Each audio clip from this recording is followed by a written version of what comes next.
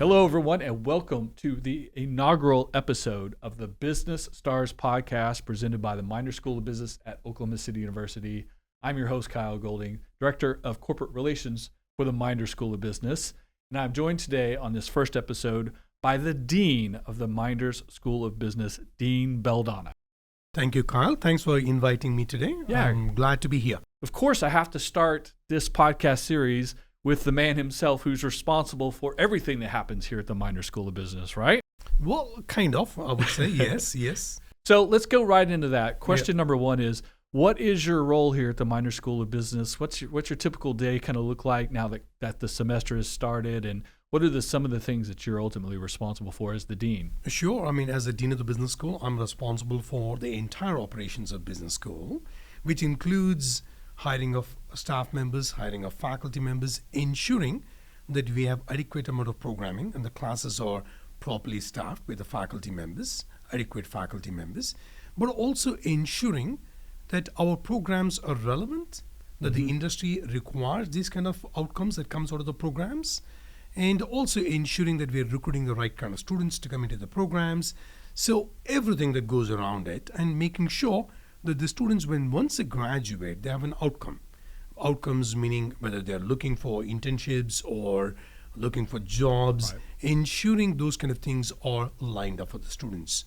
So always looking for newer programmings, connecting with the industries, connecting with donors, talking to external stakeholders, talking to alumni, a whole bunch of things that happens on a daily basis. But yeah, those are the kind of things that I focus on every day. In fact, I spend probably, I would say, Kyle, might be 30-40% of my time outside, connecting with companies, connecting with external stakeholders, talking to donors, ensuring that we have the right programming for our students. In fact, I just went through about 90 days ago through the process of being hired here. So we had multiple conversations back and forth. You were responsible for that whole process as well. Right. Exactly right. Ensuring that we have the right kind of staff and faculty members positioned to take our school to the next level. How long have you been in this role at OCU? It's been a little over 2 years, I would say. It has been a phenomenal journey. I remember I got a call from the president at the time. Hey, Sri, I would like you to come and take over as the dean. I was associate dean in a previous school, and it has been an amazing journey. And what brought you to OCU? What was attractive and different and unique about the Meinders School of Business at OCU that made you think, I'm going to come there and I want to be the dean? Look, I mean, I'll be very honest with you that we have some challenges here, right? I mean, to me, growing the enrollments was very key to me, and I knew how we could do it by introducing certain relevant programs that students really aspire to get into. So I knew that could be done very easily, and that's exactly what we did. When I came on board, I saw the faculty members here, I interact with faculty and staff. I knew how motivated they were to bring in those kind of programming, and I just happened to be a catalyst in the whole process, connecting with stakeholders, getting some funding, and launching these new programs. So I knew it could be done, and it has been a phenomenal journey. Yeah. So when I was a young person in high school, deciding on where to go to college, I chose OCU. I'm an OCU alumni as well. And a lot of the same things that attracted me to OCU and specifically to the Meinders School of Business are still viable today. Class sizes, professors, access. It's a different experience here at OCU, right, than maybe a really large state school. Right. And, this is what I would say. It's a great point that you bring up. We are a private institute, but we don't come with a private institute tag that people think, hey, it's going to be about $50,000, $60,000, $70,000 expensive. We have phenomenal amount of scholarships available for undergrads. I mean, this is almost, I wouldn't say quite, but almost they could go for a free ride if they have a phenomenal amount of academic background from the high schools. So that's one. And the second thing is, we have small class sizes. And that's a big thing. I mean, compared to a state school, surely you could go to some of the flagship schools where you might be one of the numbers in a 400 people class setting. In fact, we don't even have classrooms here, just so you know. We don't even have classrooms that accommodate more than 30 or 40 students at any given point of time. I would say if you're a first-year incoming freshman, you might be in a classroom that has about 35, 38 students. But as you progress and start taking majors, either it be accounting, economics, marketing, or what have you, those class sizes might be just about 20, 21, 22 students. So you get to interact with faculty members. Now you might say, why is that so important to me? You get to interact with faculty members on a one-on-one basis. Faculty get to know you. You can't run. You can't hide. Right? I mean, you could try to go underneath the desk if you wanted, but you really can't. I mean, that's what we like. We want to get to know you. So that tomorrow when companies call the faculty members, they get a call all the time. Hey, do you have any interns to recommend? Or do you have anyone who's good in analytics, who's good in accounting, who's good in finance? Or, for example, banks call us all the time. And our faculty in finance, let's say Dr. James Moore, knows who to call because they know how you perform in the classes. So that's what we truly believe in, and we want students to feel at home. And this is an institute that makes people feel at home in a small class size setting. Speaking of the majors, the different types of degrees that someone can get if they are coming to the Meinders School of Business, accounting, finance, real estate, banking, etc. What are some of the reasons that a young person right now should be considering a degree like that as opposed to any of the other multitudes of degrees they could get when they go to any college? Right. I mean, what a great question. Think about where we are today in terms of employment, right? I mean, the employment has contracted. Jobs are very hard to get by.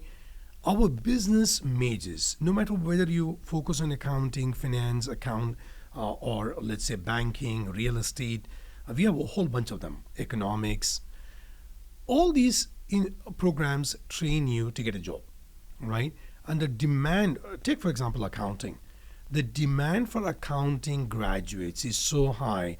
In fact, schools are unable to produce enough amount of graduates.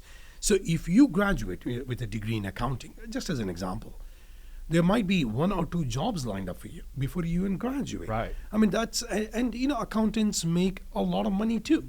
So when you focus on our business majors, you are market ready. The landscape changes all the time. I mean, look, if you join our majors, we are constantly fine-tuning our outcomes. Right. Constantly fine-tuning what we teach in our programs so that we are always relevant to what the industry requires.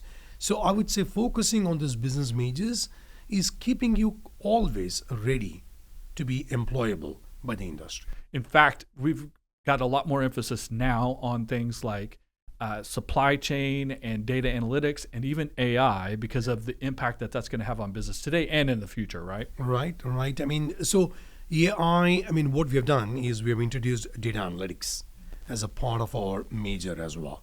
So if students want to dabble into that, they could do it. But here is what I would say, Kyle.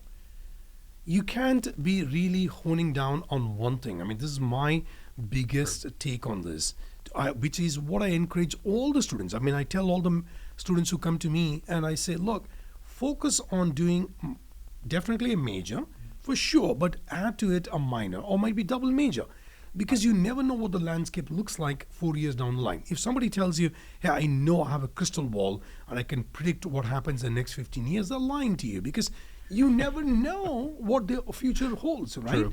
I mean, today it's all about AI. Tomorrow it could be something else. Right. But are you better positioned?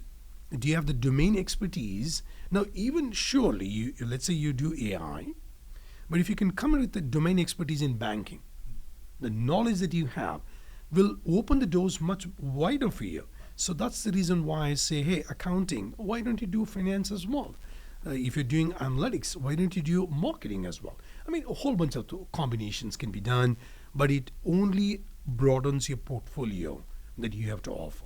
And in fact, these degrees go across almost every vertical, right? So you can work in any industry because they always need accountants. They need people to understand finance. They need people to understand management, marketing, data analytics. It applies to any type of business, right? Absolutely. I mean, just a great point.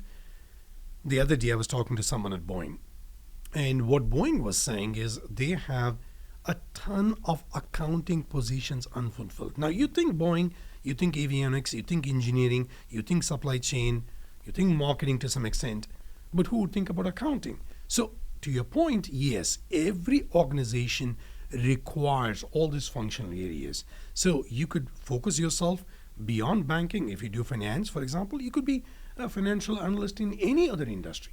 So, yeah. In fact, we have a educational partnership with Oklahoma City Thunder. Yes. And we take high school students and some of our college students on tours of their offices, and we get to see all of the jobs there that have nothing to do with dribbling a basketball. Yeah, exactly. Right? Exactly. All the things that we're just saying that run Yeah. the business side Yeah. of the professional basketball From team. marketing to accounting to finance. I mean, they have a whole analytics, Yeah. right? I mean, so yeah, I mean, an organization like that has to do a lot of analytics, has to do a lot of marketing to get consumers to buy the season tickets, for example, right? Or how do you co-merchandise certain things for concessions? So yes, I mean, every single organization has a need for all these kind of functional areas. Yeah. On a personal note, what are some of your favorite things you get to do as dean of the business school? Well, I mean, a lot of things that I get to do. I connect with alumni. They're so passionate about giving back to MSB, the Meinders School of Business, and OCU in general. So I get to talk to them. I get to talk to them about their passion, how fundamental the MSB has been to change the trajectory.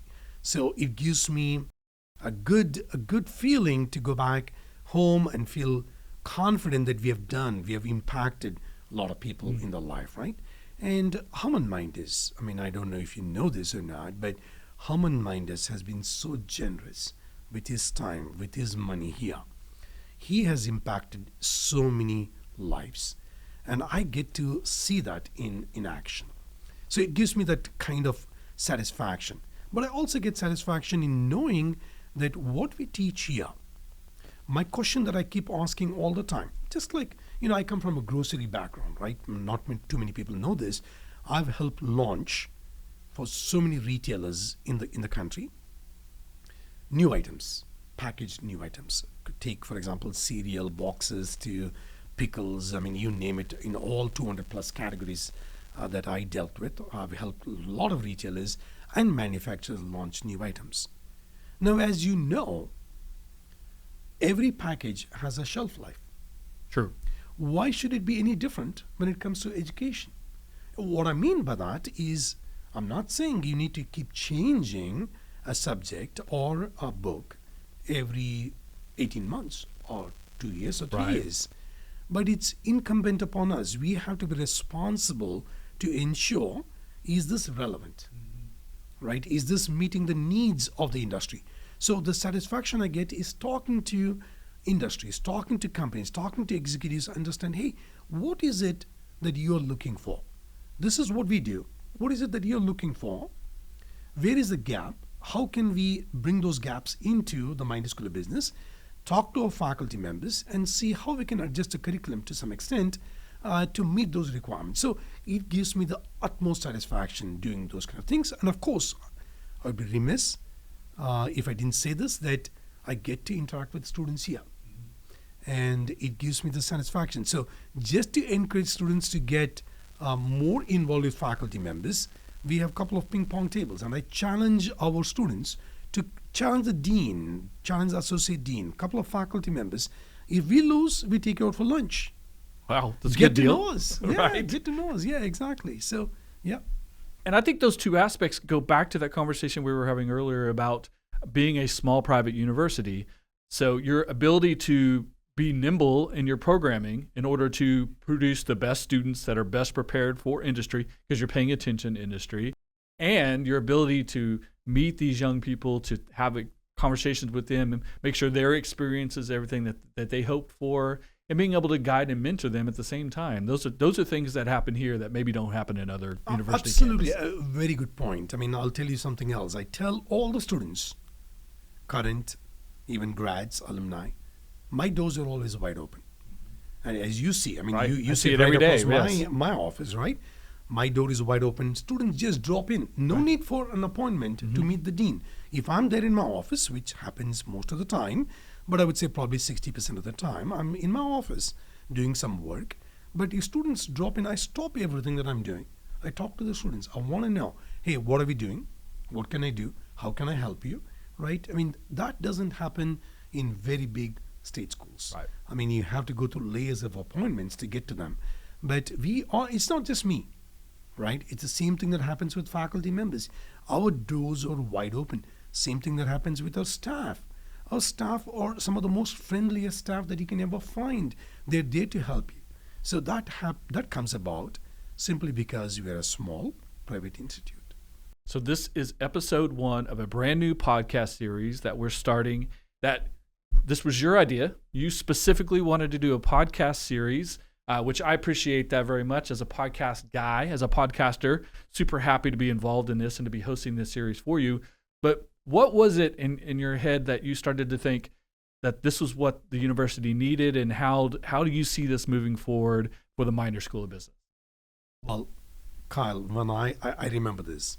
When I talked to you, when I was hiring you, I told you I want to do podcasts, right? If you think back to what we are talking about, is our student body has changed. The way we used to approach our students, potential students, is through print ads, might be sending emails, which we do. Still we do. But our students consume information in a different way. Today it's all about digital assets, right? I mean, this is again talking to them in a platform that they're so comfortable with. So I want to get to where our students are. And this is the way to approach that particular student body, and this is the right thing to do. But at the same time, I want students miss out on certain things. So for example, when we do guest lectures, I want to invite, not all, but they may not be comfortable doing it, but I would highly encourage every guest lecturer to take the time, come might be about 15 minutes ahead of time. This studio is open for them, and engage us in a conversation or two that we can open and post this to the entire student body at the Meinders School of Business, or even beyond to the entire OCU community, or for that matter, to the entire world, because it's all online. There it is. Right? And that's just the starting point. I mean, we could talk to our alumni. We want to talk to them. Why did they come here? Right? How they could mentor through some of these podcasts. They could be mentoring our current students as well. So a number of possibilities through podcasts. And I think this is the right approach. And I'm so glad you came on board. And you basically, I had this vision, I had this idea, but you brought this to fruition. I mean, this is great. And there Wonderful. We go. That's why we're launching the podcast episode with the Dean of the Business School, Dr. Beldona, PH.D. I wanted to make sure that you started this process. You were the first guest, and we're going to get the ball rolling here on the Business Stars podcast for the Meinders School of Business at Oklahoma City University. Appreciate you guys checking out this first episode. Make sure that you subscribe. Make sure that you're following us on social media, etc., so that you never miss an episode. Interesting topics, interesting guests. We're going to have a lot of impact, communicate a lot, listen a lot, and continue what we do, which is help people educate themselves, better themselves, and prepare themselves for the future. Absolutely. Hey, don't forget to subscribe. This is going to be a great series of podcasts that you will appreciate, get a lot of information, and we'll see you in the next episode. Thank you, Dean.